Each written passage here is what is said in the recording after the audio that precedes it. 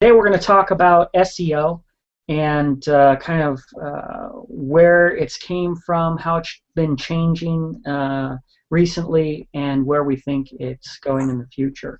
So to start off, why don't you just tell everyone kind of who you are and a little bit about your company and what you guys do. Sure. So I'm Adam Chronister. I've founded Accelerated Freelance, a web design and online marketing firm. We started about 2 years ago with the intent and goal of really helping small to mid-sized companies better position themselves on the web. We do have larger projects, but we really pivot ourselves as kind of almost like a virtual agency. We sit somewhere between your one-on-one or individual freelancer and a large firm. We found that there's a big need for smaller companies and smaller businesses to be able to go to a company and get a site developed and some internet marketing and design without having to spend an arm and a leg. And that's kind of where we sit with what we do and kind of our overall model. Okay. And we're going to talk about SEO a little bit, and obviously there's been a bunch of changes in the recent past here with Panda update and Penguin and the internet overall, and the inclusion of social media into the mix, Right. And social sharing and engagement. What do you think has really changed overall as far as with SEO since Panda and Penguin? The biggest trend I see in SEO is actually kind of the oldest trend when it comes to marketing. It's as far as SEO and online marketing in general.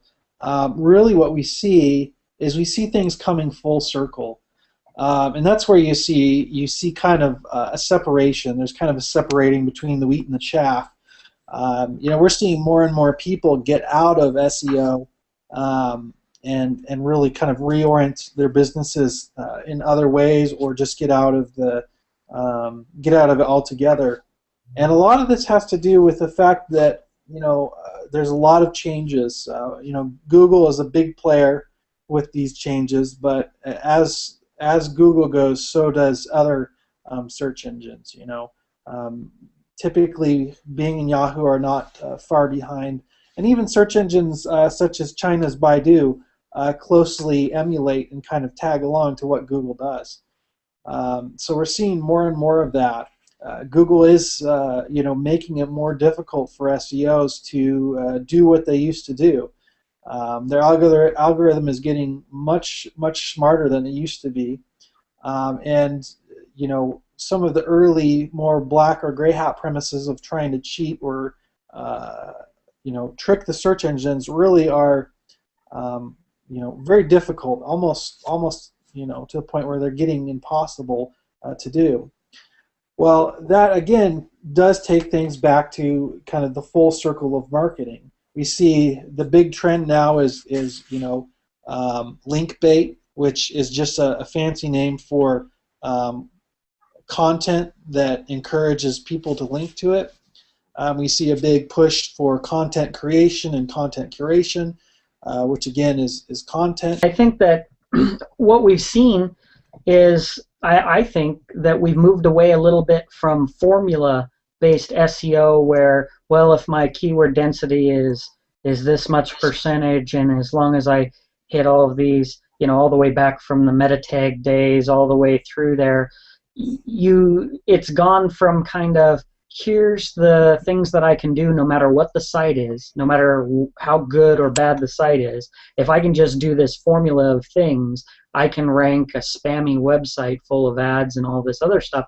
And I think that those days, in the beginning, it's kind of like Google was a clunky robot who couldn't move around very much, and you could kind of maneuver around it and manipulate your ranking a lot of times with ways that eventually became more duplicatable, and people would start to be able to not only find a way to game the system, but then automate a way to game the system and purchase, the system gaming from other people. And I think all of that worked fine when kind of Google was clunky and the algorithms really weren't able to tune into what really made a great site. And now I think that some of that's gone away, and it's returning us back to, as Google's eyes get better at seeing what's actually there and looking for the indicators of people gaming it, it seems like getting back to quality content and user engagement seems to be the trend where it's going. It is their attempt to try to improve the search engine algorithms, but additionally, I'm almost convinced that they make these changes so often just to keep people, specifically SEOs, guessing. So it's a cat and mouse game, Yeah. and eventually, I think people get tired of having to relearn everything every couple of months, and I think that's why you're seeing so many people drop off from traditional SEO. Well, yeah, I think that people before, like when you were hiring an SEO guy or gal, when it was more formula based, you could expect results a little faster. I think there was formulas and systems people applied to any website, and all of a sudden look at the results. And I think that that's getting harder to do. So if you go on to a freelance hiring place like Elance or Odesk or any of these type of things, I think people saying, well, I want to be on the top of page 1 in 30 days or by the end of the month or whatever. I think there's less and less chances of people to be able to deliver that, and so it absolutely, I think, is kind of giving a direct blow to that industry on SEO. Moz, he was talking about the difference in how the trend in links and the value of them we can see is going down. So whereas before they might have been up in 65%, then they went down to 40%. Do you see? How do you see that backlinking, that strategy as it's diminishing? How do you see the effects of that, or what do you think the trends of that is going to be? Well, I think we've already seen a lot of the effects of that. It's no longer is link quantity really a variable. It's more link quality, and even that has been less of with the introduction of things such as social media and stuff like that. Links are not the only variable anymore. In the early days of the web and SEO, links were primarily the main indicator of the search engines of your value. One of the issues with it is that I think people want to, just like marketing, just buy. I see it all the time as somebody who does freelance work. People want to just say, well, I have $100 and I want tons of traffic and a social media plan, and I want SEO that gets me on the front page of Google, and in a way it's almost like, can I just give you some money, and can you put me there and make me be number one? And it's almost with a disregard for their business. In other words, they could be the most horrible shoemaker there is, or plumber, but they want to be number one. And in a way, I think that kind of going into what you're saying is that there's a bit of a responsibility back on them to say, well, what is your site like? These aren't just metrics for SEO. They're designed to hopefully that if your load time, that's something that's got a benefit for the end user, that your ease of reading your text is a benefit for the reader, that you're updating regularly is a benefit for the user. All of these things, that you don't have 1,000 links on your page, that's for the benefit of the user. And I think it's easy for people to kind of get away from the fact that the responsibility is that that SEO should line up and actually enhance, I think, a quality site so that that quality site can get to number one. And I think when you commoditize SEO too much to the point that, like you were talking about some of the affiliate sites, that it can be, let's just take this turd of a site and apply all this technique to it, or pay somebody to do all this and get me to number one. And in that case, I think that's bad. I think Google has to try and avoid that, and that's what I think they've done. I think they've created algorithms that are not just now looking for what a good site is, but it's almost like they've got a whole separate part of their algorithm that is looking for all the telltale signs of someone trying to game the system, like a whole bunch of new links all of a sudden instantly coming in because they paid somebody for 1,000 backlinks. So I think that's a good direction Google's going, but I think it's still clunky, and that they've trained people essentially to build and do their site the way they used to, and it's almost like now the algorithm changes are almost penalizing everybody who was doing what they last said made a good site. Well, yeah, I mean, I'm no big fan of what Google has done. I mean, I think in some respects, I think their intentions are good. At least I hope their intentions are good. But I think the way that they've rolled things out is very reckless and irresponsible.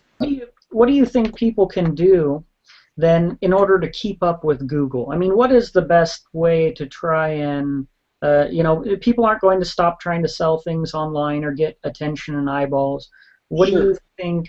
What do you think is the best thing that a person can do when you have all these changes and it's ambiguous in a way that they don't really want you to know exactly what they're looking for? I mean, how Right. does somebody keep up with that? The number one thing is to experiment and diversify. Google, as much clout as they kind of hold, they're not the end all be all. If tomorrow Google was to cease to exist as a company, I still would get a pretty good amount of traffic, and that's because I'm not putting all my eggs in one basket.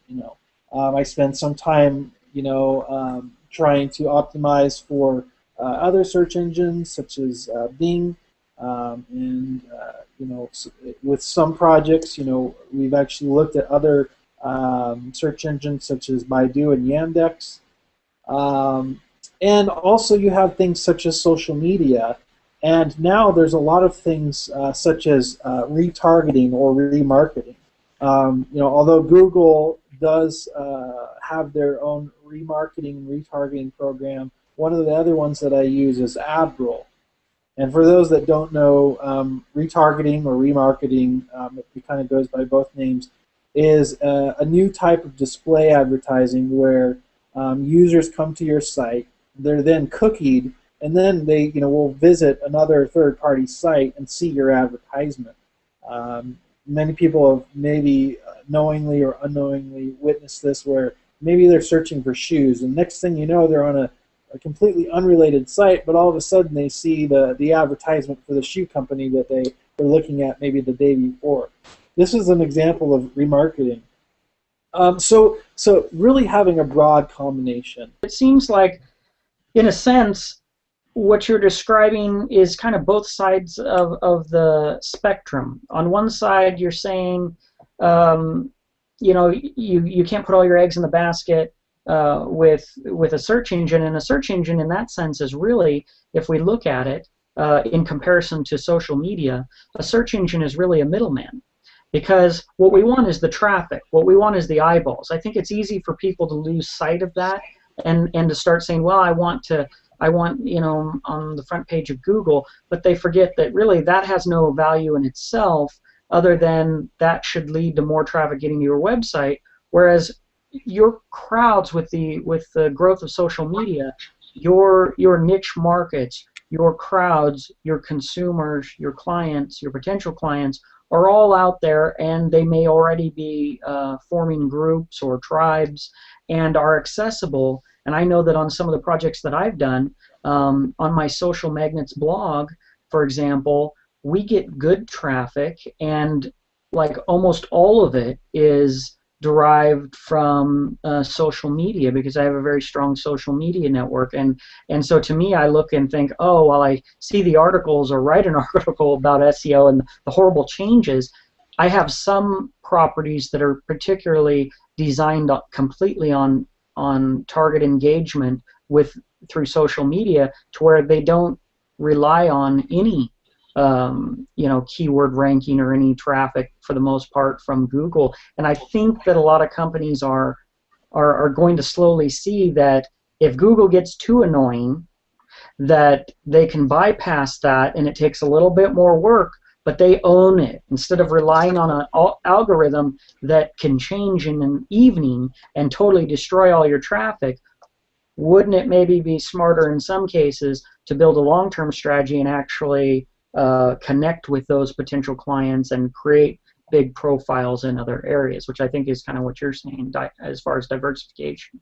Right, and also I encourage people not to, not to be, not to forget about some of the other, aspects of marketing. There, a lot of people are starting to actually reintroduce a lot of print marketing back into their efforts. Another thing that really goes very far is, building allies.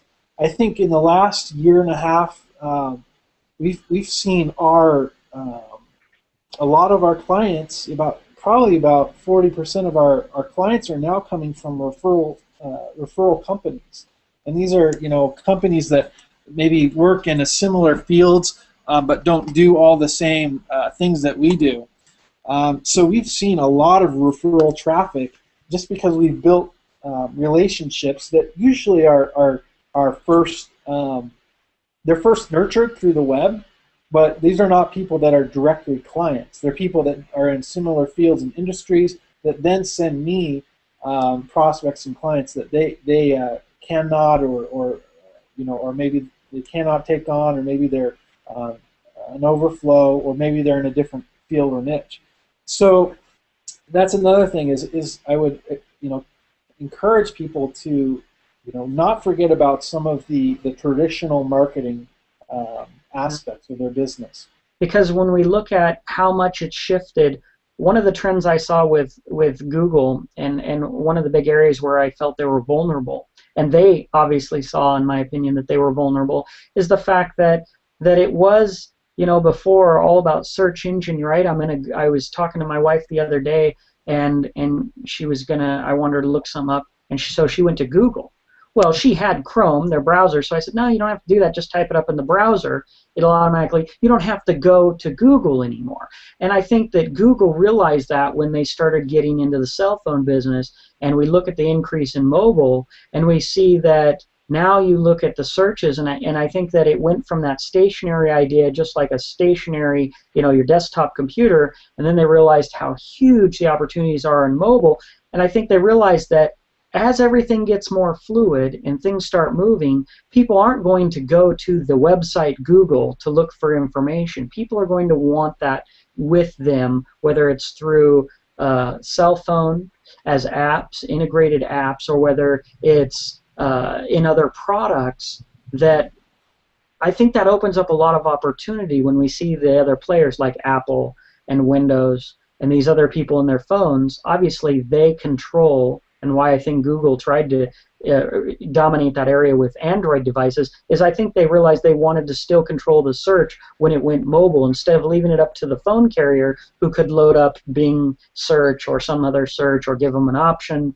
It's better if they own it and say, okay, now when they use the Droid phone and they use the search capabilities, we're going to make sure that wherever our customers go from their desktops, that they're still using our search engine. Do you think that is the door that is going to open up for someone like Apple or someone like Windows to revive their competitiveness in the search industry? You definitely see a lot more diversification in those areas. There's been talk of Apple kind of partnering up with Microsoft and Bing and stuff like that. So I would say this: does Google have competition? Absolutely, they have a lot of it. Well, now for everybody who's watching, if they want to get a hold of you and hire you for SEO or freelance work, how would they go about doing that? The best way to do that is right through our website. So that's acceleratedfreelance.com.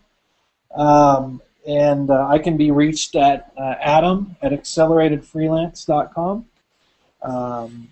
I'm available via other methods as well, Skype and Gtalk, and all of that information is provided on our website. So. Okay, well, perfect. Well, thanks for taking time out of your schedule to talk about SEO and kind of where it's going and what people can expect, and hopefully it'll go in a more predictable place, but I don't know if that's going to be the case. I think it might be quite the opposite.